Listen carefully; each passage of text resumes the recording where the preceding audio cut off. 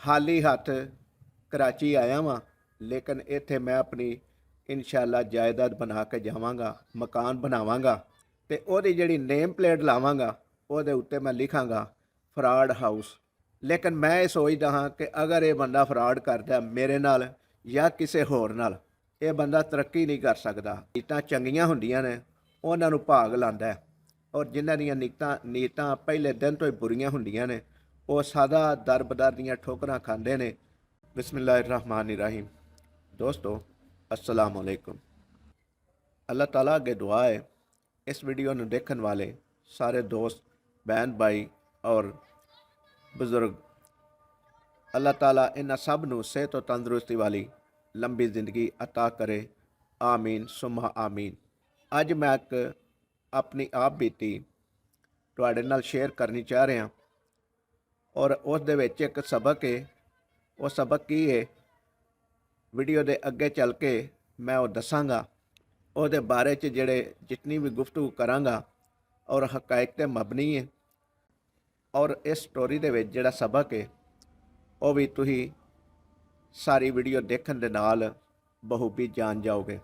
इस वीडियो ਨੂੰ देखने वाले ਜਿਹੜੇ नवे दोस्त ने उन्हां अगे गुजारिश है कि उन्हां अगर साडा चैनल सबसक्राइब नहीं किया तो चैनल सबसक्राइब कर लैन और बैल आइकन के बटन भी दबा दें ताकि साड़ी हर नवी आने वाली वीडियो का नोटिफिकेशन उन्हां तक पहुँच सके। तो चलने अज की अपनी स्टोरी की तरफ, क्योंकि कोशिश करी दी है कि घट टाइम के विच जिहड़ी भी स्टोरी है बयान की जाए या कोई वाकया ऐसा नसीहत अमेज़ होवे तो थोड़े टाइम में बयान कर लिया जाए ताकि तुहाडे भी टाइम का हरज ना होवे और तुहानू भी कोई नसीहत वाली थोड़े टाइम में गल मिल जाए। तो चलने अज की स्टोरी की तरफ। दोस्तों मैं जो लड़कपन दे विच कराची रिजक की तलाश वास्ते हिजरत करके गया और उत्थे जाके मैं एक दुकान बनाई दरियां दी। अपना जिहड़ा साडा बिजनेस सी ते उहदे वास्ते मैनू एक सेलमैन की जरूरत सी, लेकिन चूँकि मैं नवां सा किसी नवे बंदे उत्ते ट्रस्ट नहीं सा कर सकदा और ना ही मेरा कोई इन्ना तलक सी वास्ता ही कि अगर मैं किसी नूं कहां तो वह मैनू एक सेलमैन दे देवे बाइतमाद। कुछ दिन गुजरे तो एक बंदा मेरे कोल वड्डी उम्र का, उस वक्त उसकी उम्र तकरीबन 40-45 साल होएगी या 50 साल, लेकिन मेरी उम्र उस वक्त 21-22 साल सी। तो दुकान के उत्ते आ गया मेरे को बंदा, तो उन्हें अपनी गरज ज़ाहिर की मेरे अगे।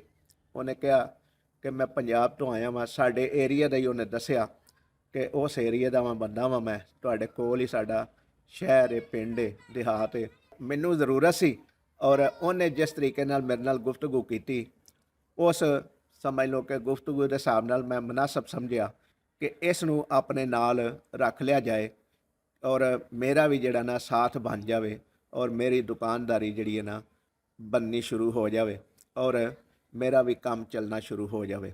क्योंकि मैं नवां सा दे महीना 1.5 महीना होया सी मैनू और मेरी वाकफियत कोई नहीं सी।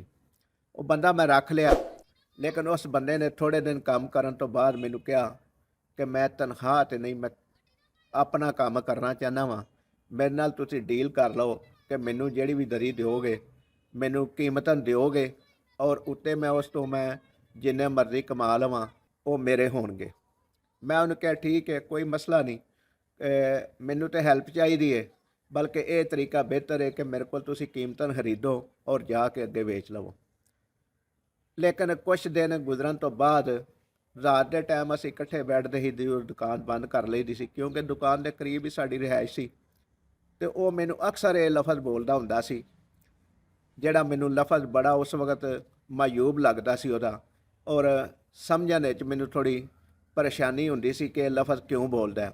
वो लफज की बोलदा सी अक्सर कि मैं जनाब हाली हथ कराची आया वां, लेकिन इत्थे मैं अपनी इंशाअल्लाह जायदाद बना के जावांगा, मकान बनावांगा ते ओहदी जिहड़ी नेम प्लेट लावांगा ओहदे उत्ते मैं लिखांगा फराड हाउस। तो दोस्तों देखो, तुसीं भी अगर सुनिया है तुहानू भी कितना मायूब लगा है कि जिहड़ा बंदा एक मेहनत करता है सारी दिहाड़ी, कोशिश करता है, गली गली महल्ले महल्ले ਮਾਰਕੀਟ ਫਿਰਦਾ ਹੈ ਔਰ ਆਪਣਾ ਰਿਜ਼ਕ ਤਲਾਸ਼ ਕਰਦਾ ਹੈ। ਲੇਕਿਨ ਉਹ ਹੀਰ ਤੇ ਕੀ ਲਿਖ ਰਿਹਾ ਹੈ, ਕੀ ਕਹਿ ਰਿਹਾ ਹੈ ਕਿ ਮੈਂ ਆਪਣੇ ਮਕਾਨ ਦੀ ਨੇਮ ਪਲੇਟ ਦੇ ਉੱਤੇ ਲਿਖਾਂਗਾ ਫਰਾਡ ਹਾਊਸ। ਔਰ ਮੈਂ ਉਹਨੂੰ ਕਈ ਦਫਾ ਇਹ ਲਫ਼ਜ਼ ਪੁੱਛਣ ਦੀ ਵੀ ਕੋਸ਼ਿਸ਼ ਕੀਤੀ ਕਿ ਇਹ ਤੁਸੀਂ ਕਿਉਂ ਲਿਖਣਾ ਚਾਹੁੰਦੇ ਹੋ, ਤੇ ਉਹ ਮੇਰੇ ਅੱਗੇ ਇਸ ਚੀਜ਼ ਦਾ ਇਜ਼ਹਾਰ ਨਹੀਂ ਸੀ ਕਰਦਾ। ਲੇਕਿਨ ਮੈਂ ਇਹ ਸੋਚਦਾ ਹਾਂ ਕਿ ਅਗਰ ਇਹ ਬੰਦਾ ਫਰਾਡ ਕਰਦਾ ਮੇਰੇ ਨਾਲ ਜਾਂ ਕਿਸੇ ਹੋਰ ਨਾਲ, ਇਹ ਬੰਦਾ ਤਰੱਕੀ ਨਹੀਂ ਕਰ ਸਕਦਾ। ਹਾਲਾਂਕਿ ਉਸ ਵਕਤ ਮੇਰੀ 21-22 ਸਾਲ ਦੀ ਉਮਰ ਸੀ, ਮੇਰੇ ਕੋਲ ਕੋਈ ਤਜਰਬਾ ਨਹੀਂ ਸੀ ਜ਼ਿੰਦਗੀ ਦਾ, ਔਰ ਨਾ ਹੀ ਮੈਂ ਕੋਈ ਐਸੇ ਵੱਡੇ ਵਡੇਰਿਆਂ ਦੇ ਵਿੱਚ ਬੈਠਾ ਸਾਂ ਕਿ ਜਿਹੜੇ ਮੈਨੂੰ ਇਹੋ ਜਿਹੀਆਂ ਗੱਲਾਂ ਸਮਝਾਉਣ। ਔਰ ਤੁਹਾਡੇ ਨਾਲ ਗੱਲ ਕਰਨ ਦਾ ਮਕਸਦ ਇਹ ਵੇ, ਤੁਹਾਨੂੰ ਦੱਸਣ ਦਾ ਮਕਸਦ ਇਹ ਵੇ ਕਿ ਜਿਹੜਾ ਬੰਦਾ ਮਿਹਨਤ ਵੀ ਕਰਦਾ ਹੈ ਲੇਕਿਨ ਹੀਰ ਤੇ ਸੋਚਦਾ ਇਹ ਇਸ ਤਰ੍ਹਾਂ ਨਹੀਂ ਰੱਖਦਾ ਕਿ ਮੈਂ ਆਪਣੇ ਮਕਾਨ ਦੇ ਉੱਤੇ ਫਰਾਡ ਹਾਊਸ ਲਿਖਾਂਗਾ, ਤੇ ਕਿਆ ਉਹਦੀ ਜ਼ਿੰਦਗੀ ਸਾਰੀ ਖੁਸ਼ਹਾਲੀ ਨਾਲ ਗੁਜ਼ਰੇਗੀ? ਨਹੀਂ, ਮੈਂ ਨਹੀਂ ਸਮਝਦਾ ਕਿ ਉਹ ਖੁਸ਼ਹਾਲੀ ਨਾਲ ਗੁਜ਼ਰੇ। ਫਿਰ ਇੱਕ ਦਿਨ ਆਇਆ ਕਿ ਉਹ ਬੰਦੇ ਨੇ ਸਾਡੇ ਨਾਲ ਫਰਾਡ ਕਰਕੇ ਸਾਡੇ ਪੈਸੇ ਲੈ ਕੇ ਨੱਸ ਗਿਆ। ਲੋਕਾਂ ਦੇ ਕਹਿਣ 'ਤੇ ਜਾਂ ਆਪਣੇ ਤਰੀਕੇ ਦੇ ਨਾਲ ਜਾਂ ਆਪਣੀ ਸੋਚ ਦੇ ਨਾਲ, ਜਾਂ ਪਹਿਲੇ ਦਿਨ ਤੋਂ ਹੀ ਉਹਨੇ ਇਹ ਪਲਾਨ ਕੀਤਾ ਸੀ ਕਿ ਇਹਨਾਂ ਦੇ ਮੈਂ ਪੈਸੇ ਲੈ ਕੇ ਨੱਸ ਜਾਵਾਂਗਾ। ਸਾਡੇ ਪੈਸੇ ਲੈ ਕੇ ਨੱਸ ਗਿਆ। ਅਸੀਂ ਉਹਨੂੰ, ਸਾਡੇ ਕੋਲ ਉਹਦਾ ਐਡਰੈਸ ਕੋਈ ਨਹੀਂ ਸੀ, ਉਹਦੇ ਪਿੰਡ ਦਾ ਵੀ ਸਹੀ ਪਤਾ ਨਹੀਂ ਸੀ, ਤੇ ਲੇਕਿਨ ਉਹਦੇ ਨਾਂ ਨੂੰ ਸਿਰਫ ਜਾਣਦੇ ਸਾਂ। ਕੁਛ ਅਰਸਾ ਗੁਜ਼ਰਿਆ, ਅਸੀਂ ਵੀ ਉੱਥੋਂ ਕਰਾਚੀਓ ਵਾਈਂਡ ਅਪ ਕਰਕੇ ਕਾਰੋਬਾਰ ਬਿਜ਼ਨਸ ਖਤਮ ਕਰਕੇ ਪੰਜਾਬ ਸ਼ਿਫਟ ਹੋ ਗਏ, ਕਿਉਂਕਿ ਕਰਾਚੀ ਦੇ ਹਾਲਾਤ ਅਕਸਰ ਖਰਾਬ ਰਹਿੰਦੇ ਸਨ ਔਰ ਕਈ ਦਿਨ ਮਾਰਕੀਟਾਂ ਬੰਦ ਰਹਿੰਦੀਆਂ ਹੁੰਦੀਆਂ ਹਨ, ਤੇ ਅਸੀਂ ਉਕਤਾ ਗਏ, ਖਰਚਿਆਂ ਤੋਂ ਪਰੇਸ਼ਾਨ ਹੋ ਗਏ ਤੇ ਵਾਪਸ ਆ ਗਏ। ਕੁਛ ਅਰਸਾ ਗੁਜ਼ਰਿਆ ਤੇ ਉਹ ਬੰਦਾ ਸਾਨੂੰ ਮਿਲਣ ਆ ਗਿਆ। ਮਿਲਣ ਆਇਆ ਜਦੋਂ, ਤੇ ਉਹਨੇ ਸਾਨੂੰ ਸਾਰਾ ਆਪਣਾ ਐਡਰੈਸ ਦੱਸਿਆ ਤਫਸੀਲਨ, ਪਹਿਲਾ ਨਾਂ, ਤੇ ਅਸੀਂ ਉਹਨੂੰ ਕਿਹਾ ਕਿ ਜਿਹੜਾ ਸਾਡੇ ਨਾਲ ਤੂੰ ਕੀਤਾ ਉਹ ਕੰਮ ਚੰਗਾ ਨਹੀਂ ਕੀਤਾ।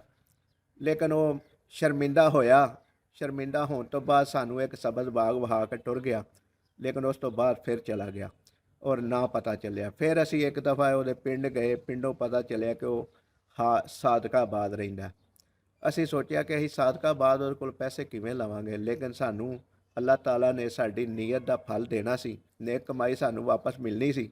ਉੱਥੇ ਸਾਡਾ ਇੱਕ ਦੋਸਤ, ਭਾਈ ਸਮਝ ਲਓ, ਮਹੱਲੇਦਾਰ ਸਮਝ ਲਓ, ਸਾਡਾ ਉੱਥੇ ਮੌਜੂਦ ਸੀ।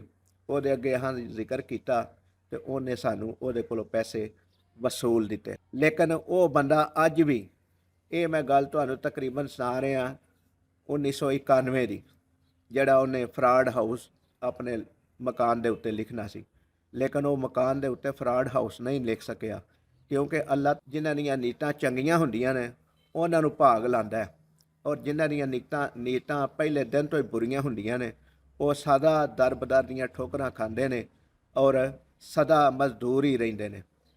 ਉਹ ਕਦੀ ਵੀ ਕਿਸੇ ਕਾਰੋਬਾਰ ਦੇ ਮਾਲਕ ਨਹੀਂ ਬਣ ਸਕਦੇ। ਉਹ ਬੰਦਾ ਅੱਜ ਵੀ 1991 ਤੋਂ ਲੈ ਕੇ ਅੱਜ 2023 ਹੈ, ਤੇ ਅੱਜ ਵੀ ਉਹ ਦਰਬਦਰ ਦੀਆਂ ਠੋਕਰਾਂ ਖਾ ਰਿਹਾ ਹੈ ਔਰ ਲੋਕਾਂ ਦੀਆਂ ਦੁਕਾਨਾਂ ਦੇ ਉੱਤੇ ਮੁਲਾਜ਼ਮਤ ਦੀ ਹੈਸੀਅਤ ਦੇ ਨਾਲ ਹੀ ਕੰਮ ਕਰ ਰਿਹਾ। ਤੇ ਦੋਸਤੋ, ਇਹ ਗੱਲ ਥੋੜੀ ਜਿਹੀ ਸੁਣਾਉਣ ਦਾ ਸਿਰਫ ਮਕਸਦ ਇੰਨਾ ਕੁ ਸੀ ਕਿ ਨੀਅਤ ਸਹੀ ਰੱਖਿਆ ਜੇ, ਰਿਜ਼ਕ ਹਲਾਲ ਕਮਾਉਣ ਦੀ ਕੋਸ਼ਿਸ਼ ਕਰਿਆ ਜੇ, ਫਰਾਡ ਕਰਨ ਦੀ ਕੋਸ਼ਿਸ਼ ਨਾ ਕਰਿਆ ਜੇ, ਕਿਉਂਕਿ ਜਿਹੜਾ ਫਰਾਡ ਹੈ ਉਹ ਵਾਧਾ ਫੁੱਲਦਾ ਨਹੀਂ। ਜਿਹੜੇ ਰਿਜ਼ਕ ਹਲਾਲ ਹੈ ਉਹ ਵਾਧਾ ਫੁੱਲਦਾ ਵੀ ਹੈ, ਉਹਦੇ 'ਚ ਬਰਕਤ ਵੀ ਹੁੰਦੀ ਹੈ, ਉਹਦੀ ਵਜ੍ਹਾ ਤੋਂ ਤੁਹਾਡੀ ਔਲਾਦ ਤੁਹਾਡਾ ਸਾਥ ਵੀ ਦਿੰਦੀ ਹੈ, ਤੁਹਾਡੀ ਤਾਬਿਆਦਾਰ ਵੀ ਰਹਿੰਦੀ ਹੈ, ਔਰ ਤੁਸੀਂ ਸੁੱਖ ਦੀ ਨੀਂਦਰ ਸੌਂਦੇ ਹੋ, ਜਦੋਂ ਸੁਬਾਹ ਉੱਠਦੇ ਹੋ ਤੇ ਸੁਹੀ ਉੱਠਦੇ ਹੋ। ਇਹ ਥੋੜ੍ਹਾ ਜਿਹਾ ਪੈਗਾਮ ਸੀ ਅੱਜ ਲਈ, ਇੰਨਾ ਹੀ। ਅਗਲੀ ਇੱਕ ਨਵੀਂ ਸਟੋਰੀ ਦੇ ਨਾਲ ਕੱਲ ਤੁਹਾਡੀ ਖਿਦਮਤ ਵਿੱਚ ਫੇਰ ਹਾਜ਼ਰ ਹੋਵਾਂਗੇ। ਇਸ ਵੀਡੀਓ ਨੂੰ ਲਾਈਕ ਕਰਿਆ ਜੇ, ਸ਼ੇਅਰ ਕਰਿਆ ਜੇ, ਔਰ ਸਾਡੇ ਚੈਨਲ ਨੂੰ ਸਬਸਕ੍ਰਾਈਬ ਕਰਿਆ ਜੇ, ਔਰ ਸੋਹਣਾ ਜਿਹਾ ਇੱਕ ਕਮੈਂਟ ਸੈਕਸ਼ਨ ਵਿੱਚ ਕਮੈਂਟ ਵੀ ਦਿਆ ਜੇ, ਤਾਂ ਕਿ ਸਾਨੂੰ ਤੁਹਾਡੀ ਸੋਹਣੀ ਜੀ ਰਾਏ ਦੇ ਬਾਰੇ 'ਚ ਇਲਮ ਹੋ ਸਕੇ ਔਰ ਸਾਡਾ ਹੌਸਲਾ ਵੱਧਦਾ ਰਹੇ, ਤੇ ਅਸੀਂ ਨਿਤ ਨਈ ਸਟੋਰੀ ਦੇ ਨਾਲ ਤੁਹਾਡੀ ਖਿਦਮਤ ਵਿੱਚ ਹਾਜ਼ਰ ਹੁੰਦੇ ਰਹੀਏ। ਅੱਲਾਹ ਤਾਲਾ ਸਾਡਾ ਤੇ ਤੁਹਾਡਾ ਹਾਮੀ ਨਾਸਰ ਹੋਵੇ। ਅੱਲਾ ਨਿਗਹਿਬਾਨ।